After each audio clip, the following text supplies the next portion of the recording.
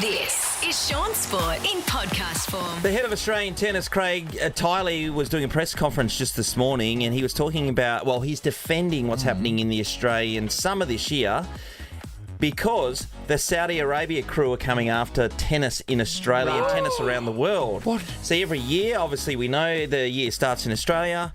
Off we go, we play tennis, and then we move off to the French Open, and then the and Wimbledon, and then we have the US Open, and then we have the Tour Finals, and that's the way the program goes. But So because are they've they got the cash, Nate. So they're trying to do a live golf thing? Essentially. Yeah. No. But what they're saying at the moment, Craig's saying, he's not too concerned about it because, you know, the tennis schedule is set in stone and we'll still be able to operate. But the Saudis are going to start the year having tennis tournaments, and I'm not sure, they might just have one coming up, but over the next couple of years, they're looking to grow the beginning of the year with tournaments, which means the traditional warm-up events in Australia, we'll keep the Grand Slam, obviously, because people always want to play in that.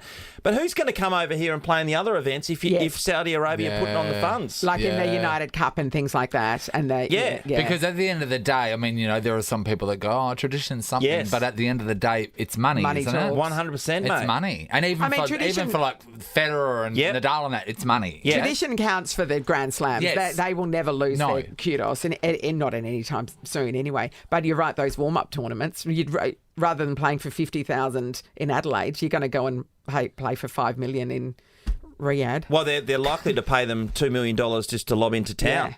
Yeah. That's amazing. So they are taking over because of the amount of money, and they've put so much money into sport. Obviously, you know, many years ago they started buying the EPL teams, and we've seen that they've got the Olympics, the World Cups going there, and Australia didn't even put in a bid, which they talked about for many years because they just knew they could win. They got burned by the Qatar experience. Yeah, so we'll just watch that space and see how they take over that. The other thing doing the rounds this morning is they're saying on reports this morning that Gina Rinehart has said to the Prime Minister that we need to do the Commonwealth Games in the Gold Coast and Perth, and we'll call it coast to coast. Yep. Yes. And we'll have events in Perth and but do we get the Goldie. good ones or do we get the crap ones? We would get the slops. I reckon we would get the swimming because she's the swimming lady. She is. Yeah, she's really behind it, and we've had the World Swimming Championships a couple of times here at. Wouldn't it go? Claremont, Mount Claremont. Wouldn't it go to where the best facility is in either city for that sport? Not if the decision's made by her saying I'm going to chuck in a couple of $1 billion. Mind you, $8 billion she's worth. Melbourne pulled out because the cost of the Commonwealth Games, they said, was $7 billion, right? So if she just chucked in a couple of billion. Yeah.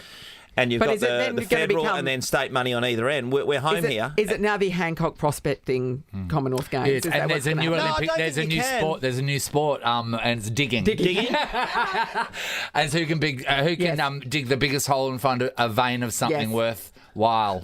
And then she gets to keep it. Yeah, that's not a bad idea. Yeah. I do think though, if there is an opportunity to do a dual city thing. I love that. It works for WA because we're one of those.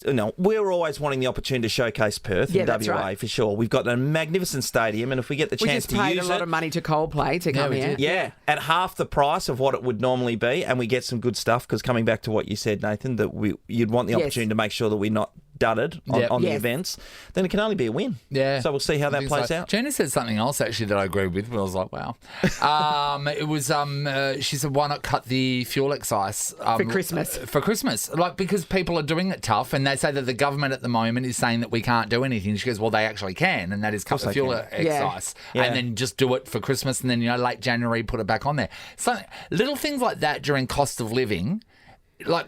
Shows. I know that pays us. What I'm going to say is we'd get a mild benefit from the few tanks of fuel we're going to buy over the next month. But would the cost be passed on by businesses that are saving money? Would the price of things drop? Because that's one of the things that's driving prices up is the cost of fuel. No, but we did see it already drop. So before the last election, the federal government at the time, what did? They dropped it. No one cared anyway because they were going to vote them out anyway. But it did help, and it didn't reflect. Yeah, but it's only for a month. Is it the month of Christmas? Is it going to make a difference? But you know what? It may not help transport costs and all that sort of stuff. But the people's hip pocket and seeing what they can spend for Christmas, people will see the as someone who's going to have to drive to Esperance for Christmas, it's really going to benefit that's me. What's that? That's about $10,000, isn't it? Cheap. It's actually cheaper to get a private jet. One of the great days of the year for me is Railway Stakes Day. Woo! Oh my God, I was talking about it this morning. Okay. So it's taking place tomorrow at Ascot. Yes. I'm right into my racing, as everybody knows out there. And, we had such a great day yesterday, actually, with our mate Jason Richardson, who I watch on a show called Get On. Are you? I'm going to get him back on Why? here. Because you couldn't get anyone else for your segment. Hello, 100%. Richo, hello. Richo, can we be honest with you? Shaun this morning, yesterday, had texted Amy 2 different people that he wanted for his sports reports. Both of them fell through, and then Here you are. you're a late call up. Suddenly I get a gig straight after a hair transplant ad, which is, don't think that went past me without noticing. I'm on to all of you guys. Just a quick drive-by. so- No, I want to have a go at you. This is why you're on.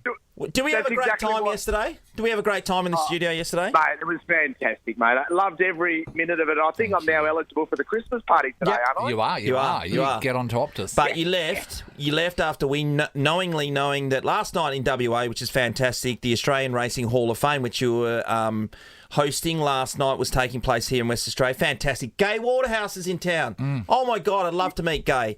Bruce McAvaney's in town.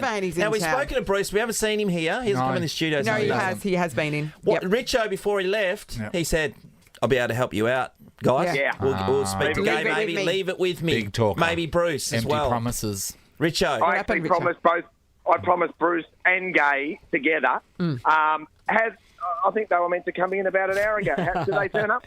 No. Hang on, let's But I did just my check end the of the bargain. CCTV of the lift. No, that's the cleaner. Okay, no, we got nothing. Gay wouldn't wear that hat. And she certainly wouldn't have a vacuum pack on her back. Oh, magnificent. Hey. No, it was a great night last night. Gay Waterhouse was elevated to legend status Of in course. the Australian Racing Hall of Fame. So only the 8th person to achieve that honour, and it was very emotional. She had her whole family here over in Perth, including the beautiful Kate Waterhouse and Tom Waterhouse. There's a stack of Waterhouses you could get on your show. Yeah, Clive Waterhouse. it's like a water village, really, isn't it? Yeah. It's amazing there's so many Waterhouses here. We didn't get one of them. Not one. And old mate couldn't help us out with one of them. Mate. Yeah. well. Good drop of the old mate too. That didn't go unnoticed as well after the hair transplant. What about Well, Bruce? What did Bruce say when you approached him?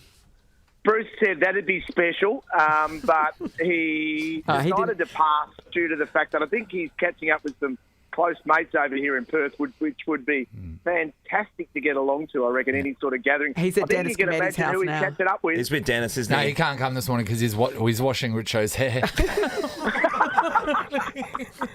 I can just see you, Nate, pissing yourself laughing at that. You You don't have to see it; you can hear it. I want to talk to you guys about railway stakes. Yes. Okay, so $1.5 million, right? Yeah. So I was looking through them this morning. Okay, so I want to, Shaun, Yes. put $5 on. Last of the line, Yep. Star Trade, Okay. and Let's Gallivant. Okay. Each of them are paying $81. So Star Trade might even get out in the market. It ran third in last year's Railway Stakes. So if I was, got form. if each one of these, Richo, pay $81, right? What's the trifecta What's playing? the trifecta? What would that pay around about? The trifecta would be in Mrs. McManus sort of areas, I reckon. Yeah, it For would be. how Suzanne. much for Well, you would think $5? the trifecta would be playing 10 to... No, a bit more, wouldn't it, Richo? I reckon you might as well just give me that $15 rather than put 5 on all those three. Oh, yeah, let's pay But you. what if right now, what if we were to do it and then tomorrow it's like, oh my God, whoever would have thought? Things like that happen all the time, whoever would have thought. It does. No, I'm with Tuvalu. The top Lindsay. weight, Jamie Carr. Oh, everyone's Jamie gonna go Carr for that. arrives into town It's so to ride. predictable. No, but hang on. What? But the good roughie is the Velvet Queen, and this is your area. The Velvet Queen, around 25 to 1. I think the Velvet Queen can run really, really well. Carly's Karma will be in the fight too. I reckon that'll good run. And just a shout out to our good friends at Tyre Power and Fremantle, because Dom and Dean. Dino, yep. And Is Dino. that Dom to shoot Dom to shoot. at Well, $20? Well, Lindsay's brother Dean works at Tyre Power and Fremantle. Yeah, right. We always have a chat about the races. So I was on the early markets, Jace. Dean is keen. That's number 12. Hey, Richo, just before, with Gay getting elevated to Racing Hall of Fame, which is no surprise to anyone because she's a legend, right?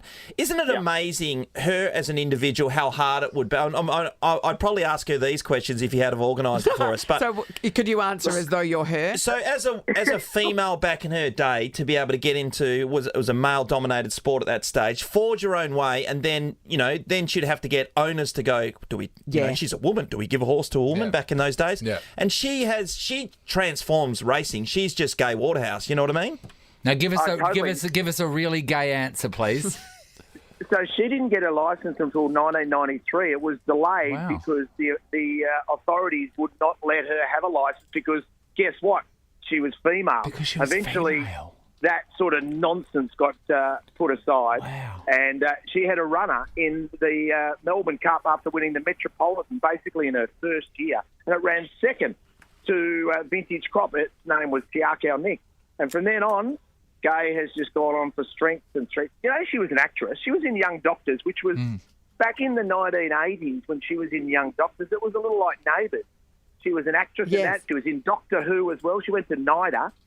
She is just an absolute treasure. But my favourite line when I think about Gay is Bruce McAvaney was commentating a wonderful day of racing. It was a Group 1 race day, and Gay won the Golden Slipper. And at the end of the day, they said to us, mate, we've got 30 seconds. You're going to have some beautiful pictures just to talk over, summarise the great day, say goodbye to everyone. And Bruce said goodbye to us all, summarise the amazing day where Gay Waterhouse won another golden slipper.